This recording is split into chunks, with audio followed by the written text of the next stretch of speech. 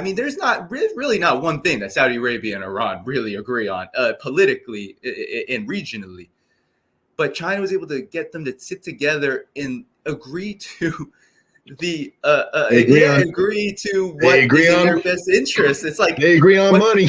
What's in your best interest here? Oh yeah, I'm a politician that doesn't agree on having more money to spend on his people. More money, infrastructure, being able to develop your economies. Iran is under maybe the harshest sanctions in the world. Saudi Arabia, it's an emerging economy. It's developing very fast, and it knows its primary customers out there in the West not so reliable anymore. There's a lot of lecturing going on. Plus, the instability is very real. There's a lot of instability happening among those who considered Saudi Arabia to be nothing but a puppet to them, right? The U.S., Western Europe see Saudi Arabia as, oh, you're just our outpost out there. But Saudi Arabia says, actually, not so much. So you have these dynamics, and then you have this context, and this could be maybe what we close on. You have this context of the United States, regardless of the situation. Even you have Credit Suisse and guys like Zoltan Posar saying, wow, we got to panic. The dollar's in trouble. China, Russia, Iran, Saudi Arabia. We saw what happened with the China Arab Summit. I'm sure they're having very similar feelings to what happened with Iran and Saudi Arabia and Beijing. They're saying, oh, no, this de-dollarization thing, it's real. And it's part of this global economic outlook, which isolates the United States. It isolates and the United States is too busy with war. It's too busy in Ukraine, too busy thinking about how can it expand militarily. And that has to do with China too, because they're doing it with China. Now you have $600 million more going into maybe missiles for F-16s in Taiwan and the commitment to expand militarily in Taiwan. I think they just quadrupled the troop presence in Taiwan. Could you react to that context? Because I feel like it is just so emblematic of the problem here. You have the United States and its partners, its vassals, maybe we should say, crumbling. China rising in stature and leadership, and for very legitimate reasons. You can't deny it, no matter what you feel about China. And yet you have the United States it's like tunnel vision. There's just no deviation. Well, that's the only thing we have left is we can export democracy, American democracy. Don't spit out your water there, Danny. Yeah, and look, I love my country. I just, I'm so proud to be an American, and I feel that I'm lucky to have been born in this country. But man, we got some problems. We can fix them. I'd like us to fix them. I think we could get back on the right track. But if we're going to pretend that American democracy is the model, the role model, first of all, you don't understand. Even if it was, democracy grows from within. It's never imposed from without. So the idea that we can take this democratic system that is a product of 200 plus years of history, imperfect history, but history nonetheless, and then impose it intact on other nations that don't have shared history, shared cultures, et cetera, is absurd. Democracy has to grow from within, and then you get the strongest kind of democracies. But we don't understand those. For instance, like Russian democracy. We don't understand the notion of a Russian parliamentarian body that's composed of people that agree on most things. See, we don't. We're Democrats versus Republicans. We can't agree because partisan politics requires us to disagree with them when they do, even if they're right. No, in Russia, it's like, yeah, that's the right thing. Okay, we're gonna do that. I'm not pretending that Russia's democracy is perfect, but it's Russian democracy, and we sort of should let it grow with them from within. It'd probably get better for the Russians, which is all it's there to do. It's not there to get better for us, better to get better for the Russians. I had an idea, and then I just lost it because I went down that path. Ask me your question one more time. Well, the question was the context. The question was just factoring in the context of all that we've talked about with China and its rising stature, its legitimately historic diplomatic achievements, global leadership role, the connection between its domestic politics, economic situation, just seemingly improving by the year, by the decade, and then factoring that into the fact that now you have the United States escalating and escalating as you see. We're seeing this contrast, right? There's this contrast between the two, and the United States are not even really paying attention. Actually, you probably remember this, Scott. February 24th, after 2023, what did the United States say? China's not credible. China's not credible. They don't have any credibility in peace because, they just support the Russians. Because they're Chinese. That. Well, that's they're Chinese. They make good Chinese food. That's all. No, we're stupid. We don't understand China. If there's a nation we understand less than Russia, it's China. But no, the point I was trying to get at is, who was it? Was it Ned Price that just came out with one of the most ridiculous statements in the history of ridiculous statements about in the history of America's involvement in the Middle East, all we've brought is stability, and we are the cornerstone of stability. And I'm like, no, in the history of the Middle East, all we've brought is instability. We have the reverse Midas touch. Everything we touch dies. And China, on the other hand, has just a whole different approach to this. If I had kids going to college right now, I'd be telling them that you need to study the Chinese language and you need to study Chinese or Russian language, but you need to study one of those teams. The day of European studies is over. It's a wasted effort, and we need to figure out how to get a global economy that's based upon.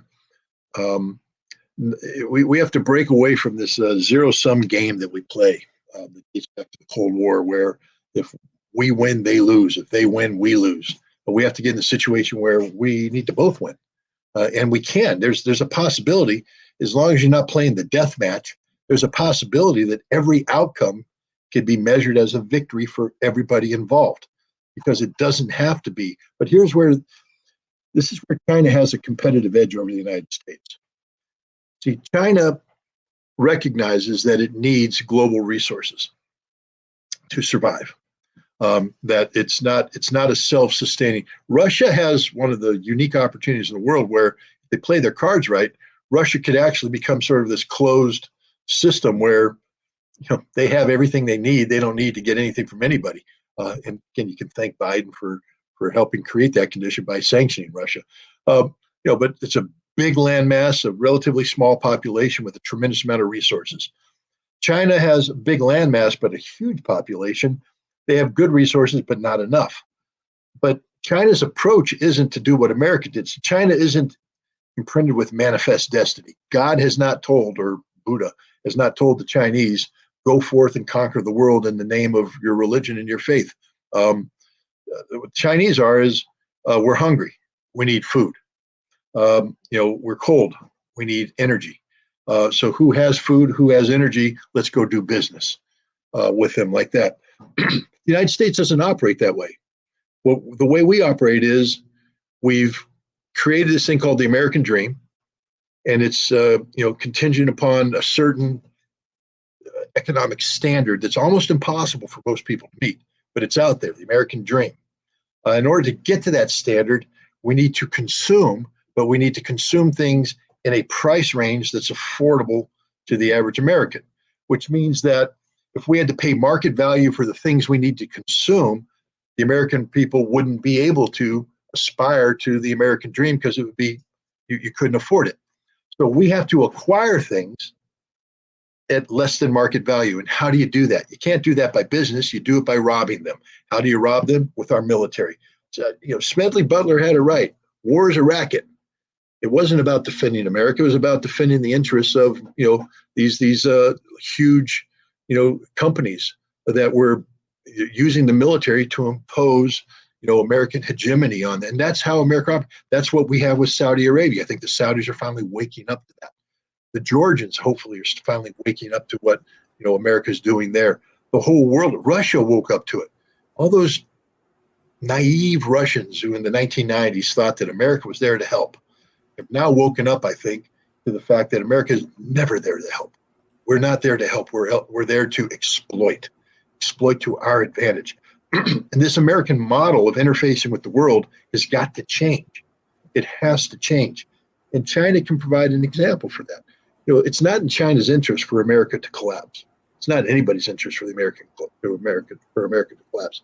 And if we live in a multipolar world where people are genuinely looking out for the welfare of their American colleagues, I can't say friends anymore because we're not friends with anybody, but colleagues, they may help us manage this redefining of our place in the world. That's going to happen. We have to reimagine, redefine where we are in the world. And again, China provides an outstanding example, but there's too much hubris, arrogance in the Americans. As you said, the war starts. China's got no credibility. Dude, they got more credibility than you got. They got more credibility in the pinky than you got in the totality. When was the last time you successfully negotiated a peace agreement? Never. It's not what America does anymore. We go to war. The day of Theodore Roosevelt coming in and resolving the Russian Japanese war is over. All we do is go to war. That's all we do. It's the only tool we have. And we can't even afford that anymore. I mean, I just laugh at it because it's so predictable. We give away $115 billion worth of goods to financial and military goods to Ukraine. What does the Pentagon just come in? We need to spend $300 billion to make up for that which we gave away. So we gave away. I think that when you go with the military, it comes down around 40 to $50 billion, maybe less than that. But in order to replenish the 50 billion, we need to spend 300 billion. That is an economic equation that will never balance out. And, that's where we're at right now. It's ridiculous. And the Chinese, they're spending money on their military, but they would prefer not to. Oh, and this is the last thing I wanted to say about China. I mean, you know who the Kuomintang are. What have they been doing since November? Since they won that regional election. Last time I checked, they're sending delegations over into China, and they're having conversations with China about the future of Taiwan-Chinese relations that don't involve the United States trying to force them all to go to war. That's the future. You see, China doesn't want a war with Taiwan. I mean, it's the American generals that are saying there will be a war with Taiwan come 2025, 2027. There will be a war. And China's going, we don't want one. I mean, that's not what we're going. That's your interpretation. We want peace. And so while Americans focus on whether or not Kevin McCarthy is going to fly to Taiwan to replay the Nancy Pelosi disaster and all that, the Kuomintang party sitting there going, we sort of like Taiwan the way it is right now, that one nation, two system thing. I think we can make that work. And now the Chinese apparently are the best deal makers in the world. So anybody who said China's irrelevant, doesn't count. Watch what they do. Watch what they did with Iran, Saudi Arabia. Watch what they try to do with Russia, Ukraine, and see what happens closer to home. If they can get the Kuomintang to commit to a peaceful resolution to this issue and box the United States right the heck out, man, the world would be a great place. Imagine not waking up every morning saying, is there a potential of thermonuclear war between Russia and the United States over Ukraine? And if we dodge that bullet, is there a potential of a thermonuclear war between China and the United States over Taiwan? Imagine waking up going, nope. And who gets credit? China. Yeah, and the impact of that on the rest of the global situation too. It would be a domino effect because there are conflicts happening all over the world, many of which the United States has a deep hand in, which would also be put on notice as well, because these are the biggest questions on the world stage at this moment. And when you talk about credibility, I mean, credible countries don't need to lecture, yell at, threaten African countries with GDPs, that are a hundredth of the size, even less than that of the United States, to sign on to sanctions against Russia. Like, you don't need to do that, but yet you have mainly 60+% of the world not viewing the United States as very credible when they're going after Russia and they're going after China. And we're seeing the hypocrisy, and we're really seeing the projection, that hubris that you're talking about, taking center stage and completely and utterly, I think, discrediting U.S. leadership. It only gets worse the more that Biden or whoever it is in that foreign policy establishment taking putting their toes deeper and deeper into that poison water. The further they go down this road, really the end game when it comes to Russia and China, the more the United States comes out just more hobbled and worse off. So, it will be very interesting to see what happens next. But I think, you made some great points. So we could end the formal part there. There's one more question, though, that somebody had that I think is very important, and also can get some book promo for you. Before I get to it, though, I've been integrating a lot of Patreon member questions, a lot of Substack member questions, and YouTube member questions into this stream today. So thank you to all of you who subscribe and support this channel and support my work. For those of you who are interested in doing this in the future and suggesting guests, and there's all sorts of other perks you can get, there are all the links in the description of this video to Patreon, to Substack, and of course you can join YouTube membership in a bunch of different places on the YouTube page. But with that said, Scott, one of my YouTube members had, I thought, a nice question for you, and it has to do with a potential book tour coming up. And they wanted to know, their name is, it seems Cheryl, I think it is, from what I see on the YouTube member handle. They said, Scott, what are the things you hope to do in Russia when you tour there with your book? I think the book is Disarmament in the Time of Perestroika, Arms Control in the End of the Soviet Union, a personal journal. I'll put a link in the chat. But what would you hope to do if you were doing a tour in Russia, and talk about that at all, if that's happening or what? Well, no, I mean, it'll happen when it happens, but it looks like it's going to happen. When I wrote this book, the last place I thought it would ever be published in would be Russia. I wrote the book because I think it's an important piece of history about a moment in time that most people aren't aware of. I mean, there's, if you say Intermediate Nuclear Forces Treaty, go, yeah. Oh, yeah, that was that cute little Reagan-Gorbachev moment. But then that's it. They don't realize it's actually the treaty that saved the world. They don't realize how hard it was to implement, and the challenges that we faced in getting this job done. And the human story of trying to build a monitoring facility outside of a Soviet ICBM factory 750 miles away from Moscow in the foothills of the Ural Mountains, in an area that no foreigner had been since Peter the Great's time, because of the sensitivity of it. And all this taking place in the social and cultural revolution that was perestroika. So it's just a fascinating moment in history, a unique book from that standpoint. It's a really cool human story too. I mean, I think a lot of people who've read it have said that they laughed, they cried, because it's, you can't have history without really cool people in it. I like to think I was one of those cool people, but there are other cool people too, people a lot cooler than me, that were out there doing this stuff. And it's just a good story. But this is the one that got me into Russia, because it turns out that I published it, before this conflict, but it came out right as this conflict was happening, and people started to ask the question, or say things like, we've never seen U.S.-Russian relations this bad, unprecedented. And I'm like, read my book, because back in the 1980s, it was pretty bad. And the journey of arms control and the process of using arms control as a vehicle to encourage, conversations, dialogues, et cetera, to break down those walls of hatred and mistrust and build the opportunity for peaceful coexistence. We did that. History repeats itself. And people say those who failed to learn the history of the past are condemned to repeat it. But sometimes when history repeats, it's not that you're condemned. You need to relearn something. And this book is a template of hope. It shows people what we need to do to bring it into this. And one of the key things is to encourage a dialogue between Americans and Russians. That Russophobia is a disease. It's a disease that's infected the United States of America. We don't understand Russia. And from that ignorance comes fear, and that fear is exploited by politicians who are seeking to do things that have nothing about, the reality of the situation, but to empower themselves, using this fear and ignorance to encourage increased defense budgets because they have defense contractors in their districts, et cetera, et cetera. And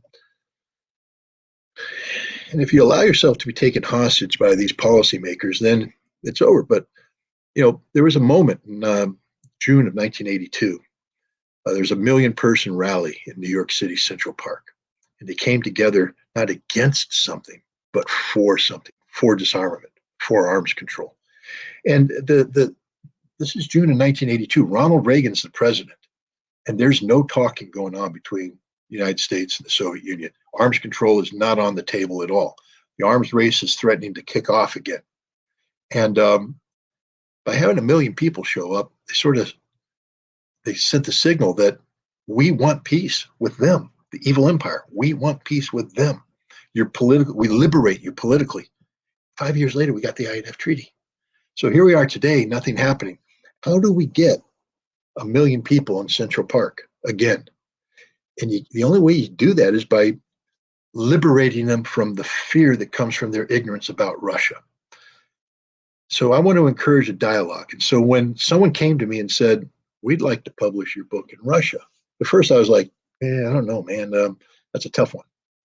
The more I thought about it, I'm like, this is actually the best thing that could ever happen.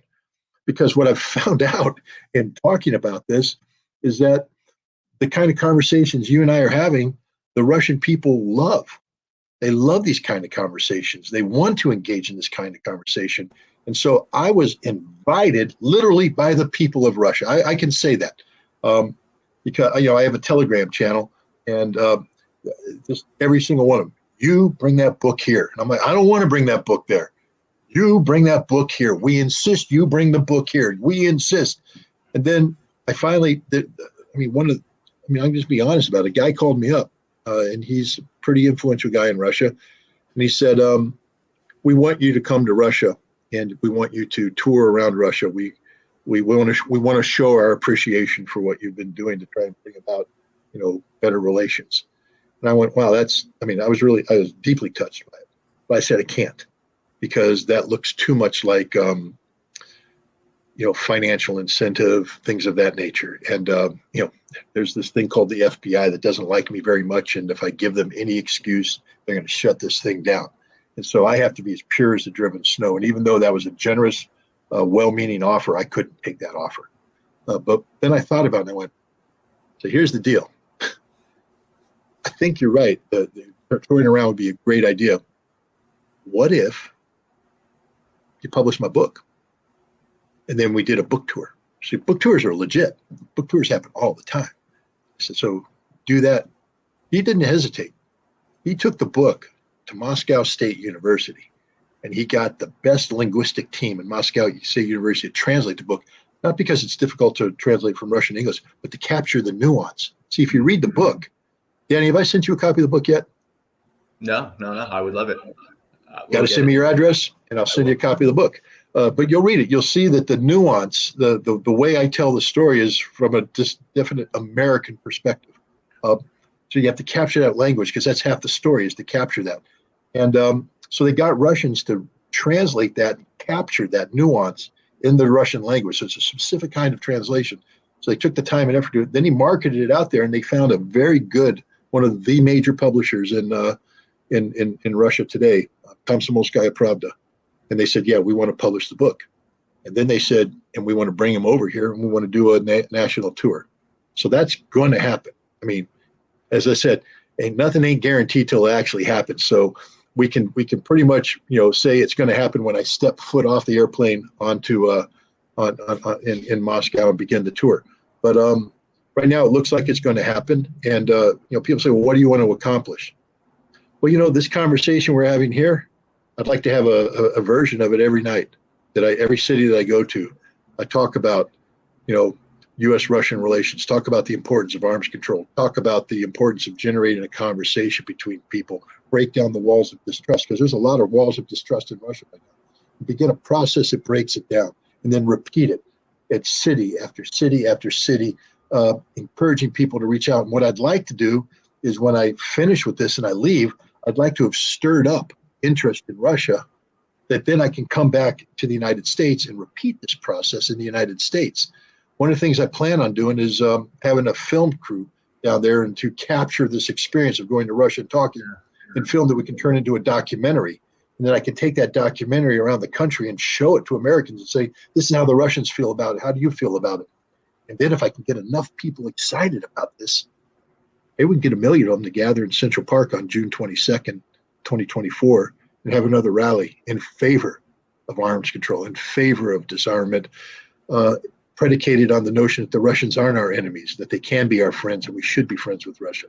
Imagine if that happened. I know. I mean, maybe I ate a mushroom that I'm hallucinating. I mean, look, I'm not a kumbaya kind of guy. It's not in my DNA. I don't normally go down this route, but I'm excited about it. I'm excited about the potential, but I'm also I'm driven by the absolute necessity for this, because I think, what happens if this doesn't happen? What happens if we don't make an effort? What happens if there is no arms control? Because, the last remaining arms control treaty, the New START treaty, right now it's suspended. They're not talking anymore. In February of 2026, it expires.